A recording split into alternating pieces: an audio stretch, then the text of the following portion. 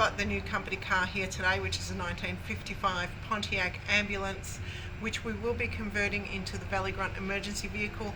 However, we are trying to get this ready for chopped, which is in, I think, 3.5 weeks, 4 weeks. And at the moment, Shane's done a whole heap of work to it. He's replaced engine mounts, we're just getting it roadworthy, and we're at the pointy end of the stick now, where we need to attack some of the rust in these sills. There's a whole heap here, which we're going to be cutting out. There's a whole bit missing. This is probably the worst side. It had a beach inside it. I got a whole heap of shells out of this sill. The chassis itself is rock solid. I mean, the plate on these is huge. So while I'm waiting for Shane to come back with some steel that is getting made for these sections, or cut up for these sections, I'm going to start cleaning some of the dirt off, because we're also going to give the underside of this car a little bit of a tub and some sounding. And that should make it a little bit easier for Shane and myself to weld, as well as a little bit easier for him to replace the rest of these body mounts. So what we're doing here is we are peeling the chassis open like a can opener. Because the chassis is that rusty, I cannot physically see the spot welds. This is the next best thing. So you just peel it off like that, and then obviously to get that off, you unwrap it.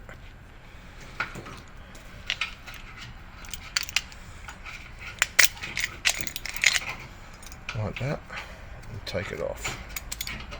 There we go. That's the bottom of the sill, and you can see that's where all the spot welds were.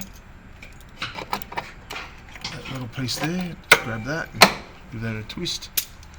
And now all I have to do is just sort of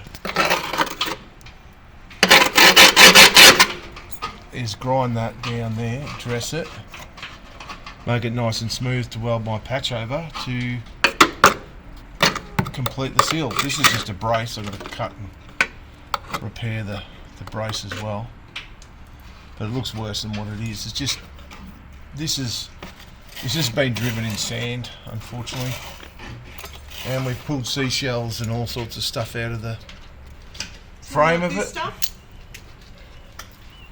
Yeah, that's the stuff. Lots of that. That chassis is completely full of sand. That's white sand. Yeah, I think this side was maybe bogged from the beach. Actually, this has got less sand in it than the other side. Yeah, this has got less sand than the other side, but it's still got a lot of sand. So I'm just loosening it up. And unfortunately, it's got river pebbles stuck in the chassis everywhere too. Oh my god, They'll be over here. There we go. Got that rock out. River pebble, or whatever you call it. So, now, as you can see, people say old cars aren't safe, but you can't tell me that a chassis here. Look at this. You can't tell me that a 12mm thick chassis isn't safe. If somebody happens to run into this, we sit in this X-frame, which is 12mm. Now, I think we're going to be safe. But not only that, look here. This is the chassis. Now you can physically see here, there, this is a boxed chassis. So this piece here is 5mm thick, and then the piece that goes around it is 5mm thick as well. And then again, it's got a 10mm plate welded along the base of it. This is super safe, super strong. This is stronger than a truck. If you run into this, you're in serious trouble. The only downside of having something that's so strong is it doesn't absorb impact very well. So you have to make sure that you drive accordingly. But if you look in the front of the chassis over here, so if we look up around here, you can see that the chassis is thinner. It's boxed as well at the front section, but this section here is thinner. All these bumper irons that hang off here they're all made out of spring steel. So they're designed to absorb impact as well. These front ends are a kingpin construction. Kingpins are quite strong and durable and last the test of time. A lot of people think, oh, you know, kingpins are old-fashioned, but yeah, they are old-fashioned, but they are super duper strong. But as you can see here, the chassis is also riveted. So the reason why they riveted it is because rivets don't come loose. Well, they can come loose, but 9 times out of 10 they don't come loose. So these are hot rivets. These were put in hot, and then a rivet gun would swage them out, and they would become tighter than a bolt. So as it was. But the only downside of this car is it's got lots of nooks and crannies to hide dirt, and that's primarily what we're doing today. Is we're removing the bulk of the dirt, cleaning up some wiring. We've put some new engine mounts in it. We've still got to clean some oil off, but the oil, I can see most of it's coming out of the old. It's coming out of the old fuel pump. So the old fuel pump's still on the side of the block, and they've got an electric fuel pump running the car. So I'm probably going to actually return it back to a mechanical fuel pump, because I just like mechanical fuel pumps over electric ones anyway. So I'm cutting the sills open so we can get dirt out of the sills as well, as you can see here. This was rusty, this section through here, so it sort of looked like this across the bottom. It's not structural because you got this. This is structural. This really isn't structural. But we're going to repair it anyway, just to make it aesthetically look better as well as be a bit safer. But while we've got the sill open, we can run a hose down the inside of the sill, vacuum out all the rubbish and junk out of it, and then after we've done that, we can treat it with some anti-rust solution, and then weld it all up, and it'll be sealed. So 100% better. It's already had floors put in it. Not really the way I do floors. It's just a flat bit of floor, but it's got floors. So, and you can see where they've welded the floors in. The floors aren't welded in great, but they're welded in all the way around. You can see that they've done it properly. It's just that I like to put swage lines in the floor, and I like to butt weld the floor where this floor is sort of overlapped. Look, it's going to do me for the time being. Later on, when I do the interior, I'll cut and remove the floor out of it that they've welded in there, and I'll just make something that's a bit better.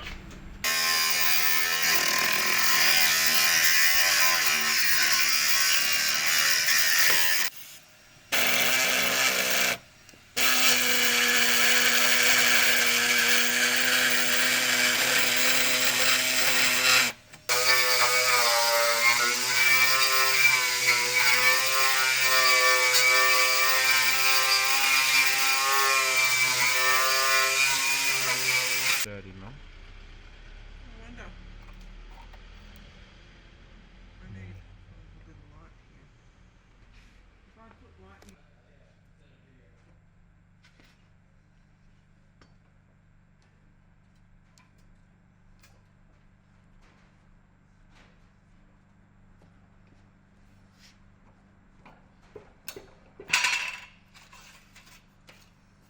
So that goes in there like that. Why not? How's it four-wheel drive? Good. Yeah.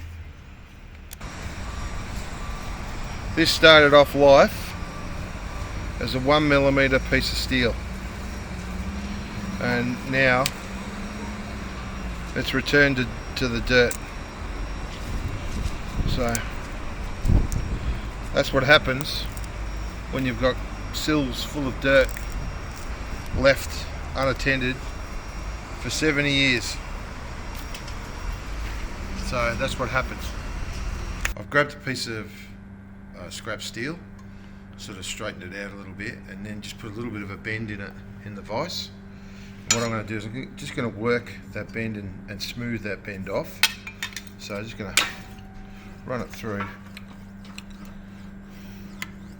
Just run it backwards and forwards. I don't need all this material, I only need a small section. So I need to make a gentle radius. So, or a gentle curve, sorry. Just making a gentle curve in it.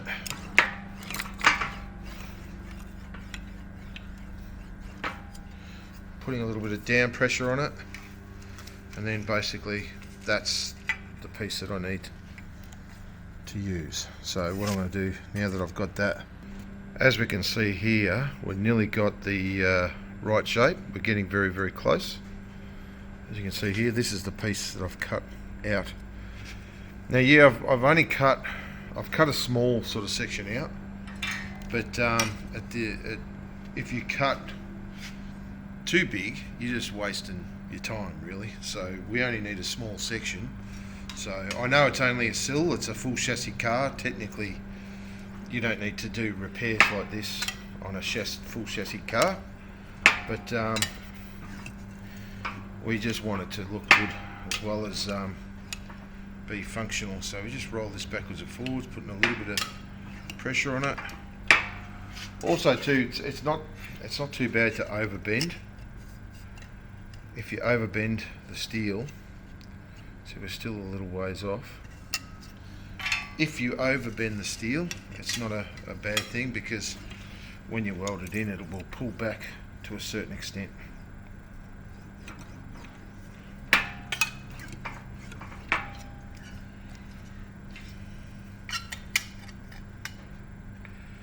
Right, yeah, that's the shape.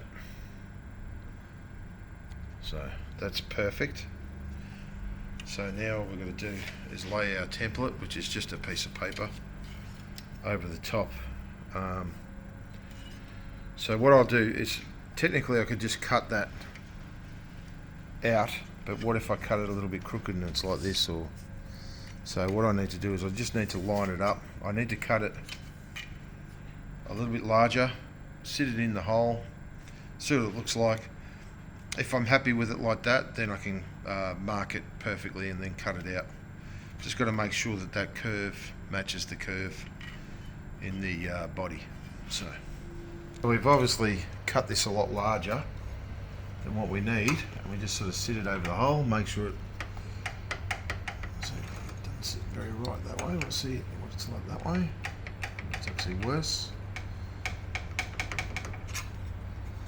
it back there.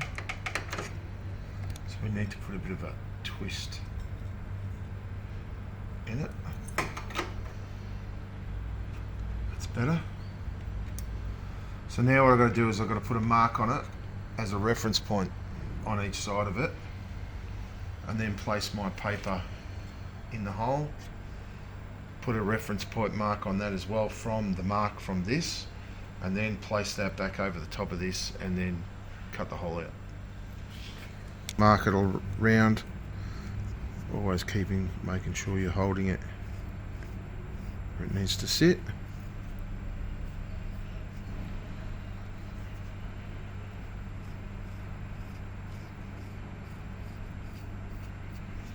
There we go. So that's what I've got to cut out now.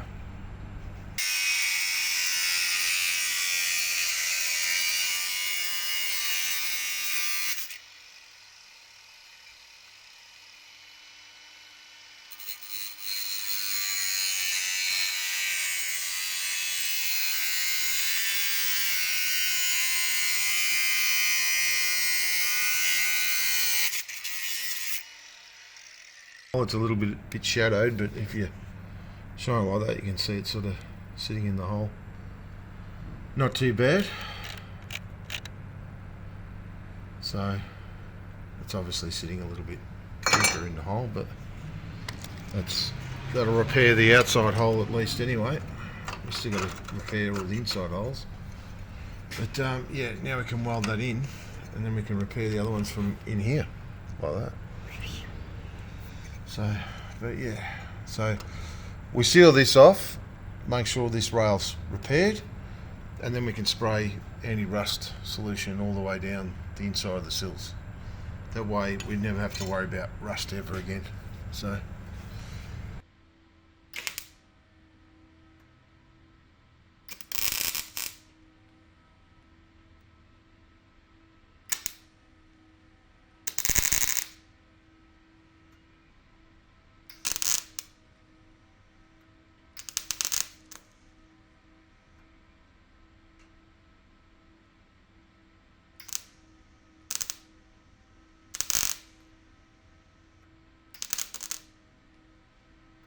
Right, so the repair's done now, so it's just lightly smoothed off.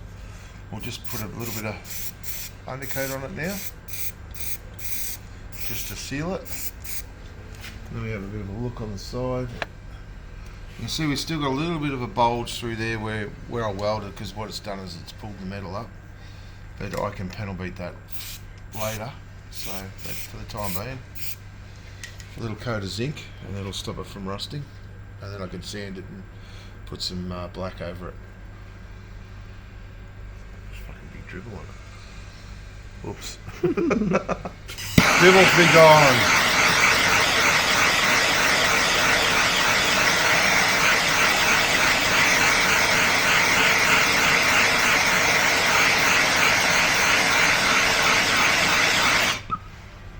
See? Dries it out too.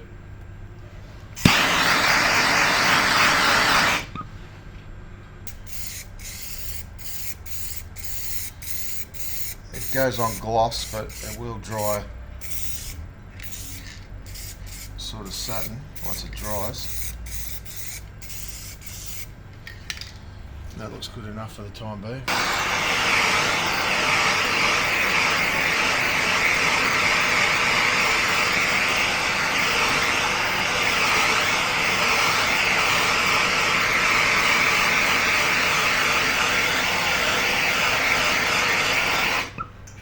I wouldn't do that on a customer's car, but this is mine. Doesn't matter.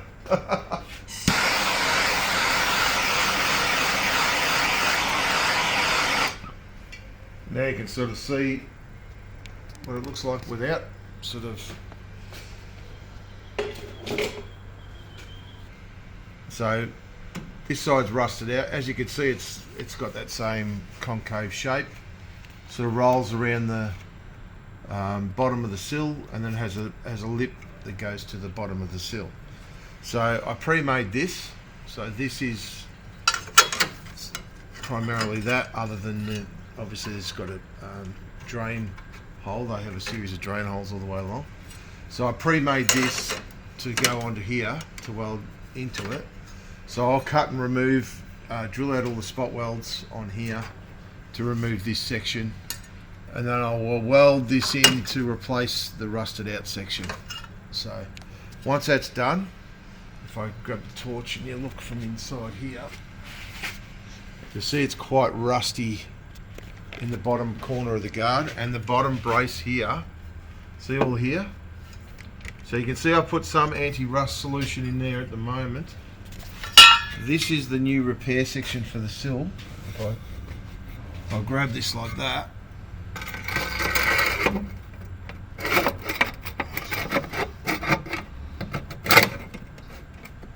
So that's sort of going to go along there like that, and then I'll weld it up here as well as across to the sill. I've got to put a little bit of a bend in this lower edge once I've got all this sort of settled in, and that'll cover the big section here that I've cut out that was rusted out. So it's very interesting how they made it though, but if you look at it here, you can see this section along here isn't actually attached. It's welded on the bottom, and this is just open. So it's just weird how they've done it like that. It hasn't been welded along here at all. And it's the same on the other side. It's very unusual. Here, you've got this big section here that's lapped over and welded, which is great. But here, there's nothing, which is very strange. But I suppose being an ambulance, they've done it a bit different. So I will dress all this, grind all this down, get it all nice and flat. Cut this section out, replace all this where I'm replacing the front. Do all the outside first and leave this for last before I finish it off. Weld all this in. If you look at the back here, we've got quite a big hole up here too. So as you can see, we've rusted outer, inner, we've got body filler, we can see wiring there. All that's got to be cut and welded and replaced all the way through there. It's quite bad. Again, it's not technically structural because it's a chassis car, and you've got all these outriggers that run along here that really protect the driver. Like the first bolt for the driver's seat is actually here, so the seat bolts are in line with these outriggers here. So technically, all this out here is not really so much of a big deal. And as you can see, it's only thin steel anyway. It's only 1mm steel. So realistically speaking, the roadworthy guys just want it fixed. Does it really necessarily need to be 100% spot on? Well, you don't want it filling up with dirt anyway. So we're going to cut and weld and fix all this up and make it all look nice, and it'll be fantastic again. So we actually washed the chassis down and cleaned it all and got all the dirt off it. But what we did find is when I reached inside these holes here, the chassis was full from this line here down with sediment all the way along here, all the way down to here, where it was just about maybe an inch deep or 25mm deep here, and then it went back up towards the front. It was absolutely caked full of dirt, the whole chassis. Never seen so much dirt in a chassis, but funnily enough, we cleaned it all out and there's no scale rust in there. The chassis is really good. So I think maybe because it had airflow through it, didn't really trap water, and it survived. Same with this side here. This side again, this side had way more material in it than the other side. The other side was fairly clean compared to this side. This side was really, really bad. As you can see, there's still a little tiny bit of dirt in it, which I'm getting out, but there's nowhere near as much as it used to have. So realistically speaking, we've been running a hose up and down the chassis for hours, just vacuuming the sand out. So, which is quite bad. But look at the size of this chassis. This chassis is massive. Like, not every day you see a chassis this thick. So, but look, there's still a little bit of crud left on it, but it's not too bad. Just caked on crud. We cleaned most of it off. It's good enough for the time being, just to get it through roadworthy. Put all new engine mounts in it. All these, where is it? The mounts that go here, they're all brand new mounts for the centre shaft. Because the car's so long, it's got two tail shafts, so it's a split tail shaft. It's got a small intermediate shaft here that goes for about 600mm, and then you've got this shaft here which is about 2 meters from here to here, so roughly, and to the diff center. So these diffs from factory 9-inch, but the later model 57 diff is 9 3/4. So, and they're better in a few ways. They've got a fine spline diff. They're a fine spline diff, which is a 31 spline, as well as they got a bigger crown wheel and pinion, so they're a lot stronger. So this diff is only here just to, again, for the time being, and then later on as we go, we'll update the transmission. We won't leave it a manual transmission, we'll go automatic, probably turbo 700. It depends, because we're going to do a lot of towing with this, and this car's quite heavy, so it might have to be something a little bit stronger than a turbo 700. And we'll upgrade the tail shaft, so we'll go talk to Mr. GJ Drivelines and see, and I'll actually probably take the whole car to him and see what he thinks about tail shaft and what he thinks would be better and stronger for this sort of application, whether we keep the centre bearing here or we move the centre bearing up. All depends on his advice and what he thinks is better or stronger or more reliable. So, and then once we sort all that out, it'll be great. It'll be an awesome thing. And we're waiting for our tyres to come from Antique Tyre Supplies, because we're going to obviously put a new set of Contio white walls on it, and that'll make it a really good car. For the time being, this exhaust will do. It doesn't leak. It's quite it's good enough. Maybe later we'll put a set of pipes on it. We'll see how we go. There's not a lot of room in these chassis to run pipes, because obviously being an X frame, you're limited on room to run an exhaust.